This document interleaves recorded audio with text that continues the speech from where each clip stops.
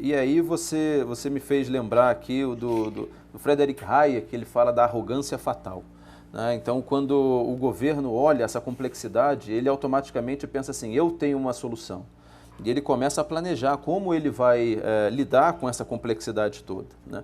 E aí, Pedrosa, passo para você, porque nos últimos 7 anos, a gente observou a baixa tensão ter um aumento de tarifa da ordem de 110%, ou seja, ela mais do que dobrou no intervalo de 7 anos. Né?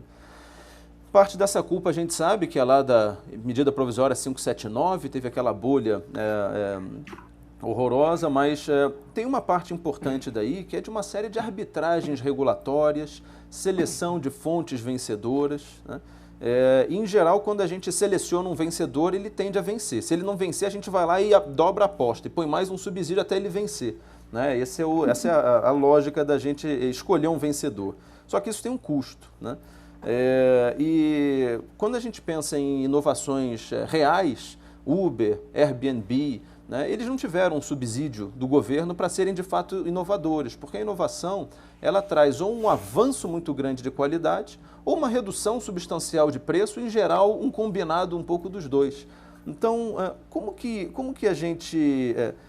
Em que momento você acha que toda essa inovação, todo esse aparato tecnológico que a gente enxerga no setor elétrico efetivamente vai virar menor preço para o usuário? Porque no final de contas a gente viu a tarifa mais do que dobrar nos últimos 7 anos. Né?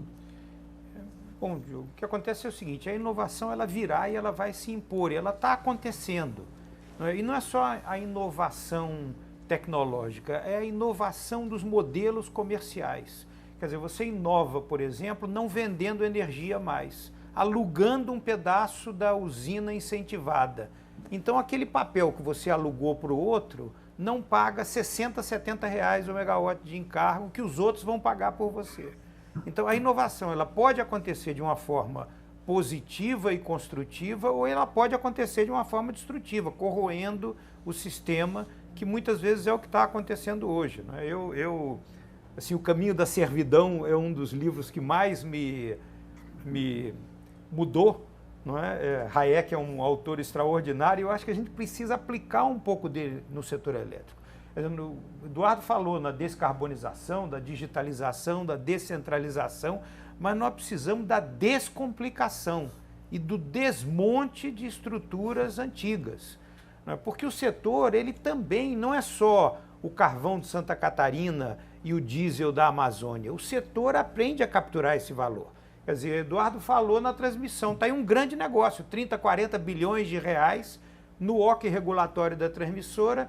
A dúvida é quem vai capturar isso, é a própria transmissora sem licitação ou é um investidor novo que quer derrubar a transmissora atual e ter licitação e dar um ganho para o consumidor. Mas não interessa se os dois caminhos levam a uma ociosidade do sistema que vai ser pago pela tarifa.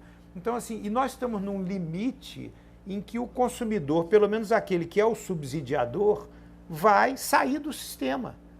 Se a tarifa no Rio, final, é R$900 mais 500 de imposto, vai chegar numa hora que uma solução maluca, pelo menos para quem é subsidiador, vai valer a pena. E aí o sistema começa a desmontar. Eu vou ter um carro híbrido que eu vou conectar carregando a bateria da minha casa e vou usar solar e vou usar...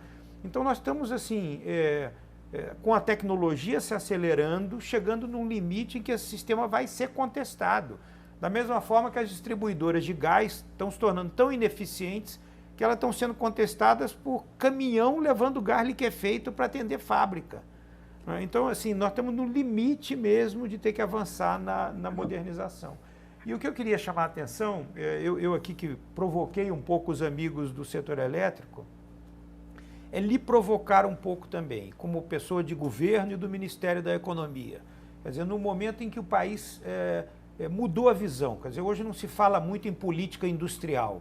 De certa forma, a política industrial, em alguns cenários, foi até demonizada. Vamos abrir mercado, vamos tirar barreiras, vamos melhorar a economia. E eu, como assim, seguidor de Hayek, simpatizo com essa ideia do caminho da competição. Mas eu pergunto, será que no Brasil nós não temos uma política anti-industrial? Quer dizer, na energia nós temos uma política anti-industrial, porque todas essas ineficiências elas terminam, e aqui não é o momento de demonstrar, mas via CDE e mecanismos da CDE e as políticas públicas sendo pagas principalmente pelas indústrias. Então é algo que tem, e quando é tributo, pelo menos o tributo é transparente, eu boto quando eu exporto eu não carrego aquilo comigo, né? E eu compenso ao longo da cadeia produtiva. Mas hoje a gente tem uma política anti-industrial energética em que o consumidor industrial carrega aquilo e muitas vezes ele é tratado pelo sistema como se ele fosse um tubarão, ele não merece a proteção do sistema. A conta Covid, por exemplo, se você, Diogo, amanhã for trabalhar na ONU, o empréstimo da conta Covid para você será pago pelo seu vizinho.